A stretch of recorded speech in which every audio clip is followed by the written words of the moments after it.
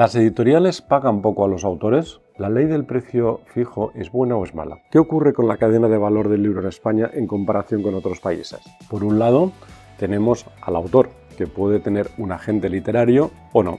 Obtiene un 10% sobre el precio de venta al público. Después tenemos al editor, que es el agente encargado de recibir el manuscrito y convertirlo en libro. El editor obtiene un 40%, el cual es engañoso porque tiene que restar los costes de producto. Una vez el libro está fabricado, lo manda al distribuidor, que es la empresa encargada de llevarlo a los puntos de venta, al cual le corresponde un 15%. Y tras el distribuidor tenemos al librero, que obtiene de cada libro un 35%. Y finalmente del librero pasa al lector. Es decir, los márgenes para el editor son muy estrechos. De ahí que los editores miren con lupa qué libros deciden publicar y cuáles no. ¿Las editoriales pagan poco a los autores? Seguro que a menudo has oído decir que los escritores cobran muy poco, o lo que es lo mismo, que las editoriales pagan muy mal a sus autores. Para dilucidar si esto es cierto o no, hay que analizar la cadena de valor del mundo editorial. La cadena de valor es una herramienta de carácter estratégico que nos permite estudiar el proceso y los participantes que propician que un producto sea fabricado, distribuido y comercializado. En el mundo del libro, la cadena de valor es la siguiente. Por un lado, tenemos al autor, que puede tener un agente literario o no. Después tenemos al editor, que es el agente encargado de recibir el manuscrito y convertirlo en libro. Una vez el libro está fabricado, lo manda al distribuidor, que es la empresa encargada de llevarlo a los puntos de venta, las librerías. Y finalmente, del librero pasa al lector. Vamos ahora a ver cuáles son los porcentajes que obtienen cada uno de estos agentes en la cadena de valor.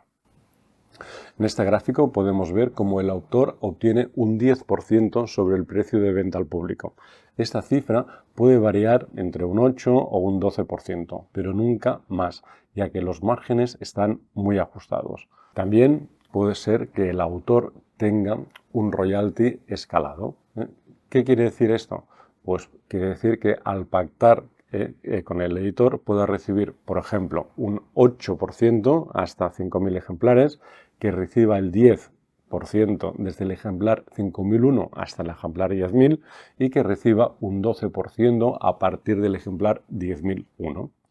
El editor obtiene un 40%, el cual es engañoso porque tiene que restar los costes de producto. Es decir, el editor, que es el empresario capitalista que invierte y que asume el riesgo. Una vez recibe el manuscrito, tiene que encargar la traducción, si fuese necesario, la corrección de estilo y la corrección ortotipográfica, la maquetación, el diseño de cubierta y de contracubierta. Estos costes se suelen externalizar y no se hacen en la propia editorial, sino que se contrata a los llamados packagers, que son empresas de servicios editoriales. ¿Qué precio tiene esto? Depende, pero en un libro tipo una traducción será más o menos entre 3.000 y 4.000 euros. Una corrección de estilo será entre 500 y 1.000 euros. Una maquetación depende también del número de páginas, pero será de 1.000 o 1.500 euros. Y un diseño de cubierta generalmente estará entre los 200 o los 300 euros. Una vez el libro está maquetado, hay que hacer la corrección ortotipográfica para cerciorarnos de que no hay ninguna rata. Y tras ello cerraremos el PDF y podemos enviarlo a imprenta, cuyo coste también corre a cargo del editor, así como también el coste del papel, que puedo comprarlo el propio editor o bien el impresor. En conclusión, con este 40% que el editor tiene de margen, debe pagar todos los costes que conlleva la producción del libro y además debe obtener un margen de beneficio. En consecuencia, muchas veces el editor y el autor acaban cobrando lo mismo. De un libro de 10 euros, el editor obtendrá 5 euros. Uno se lo pagará al autor y de los otros 4 restantes pagará los costes del libro, que suelen ser 2-3 euros, y lo que gaste en la campaña de marketing y comunicación. Así pues, el editor acabará ganando más o menos lo mismo que el autor, 1 euro.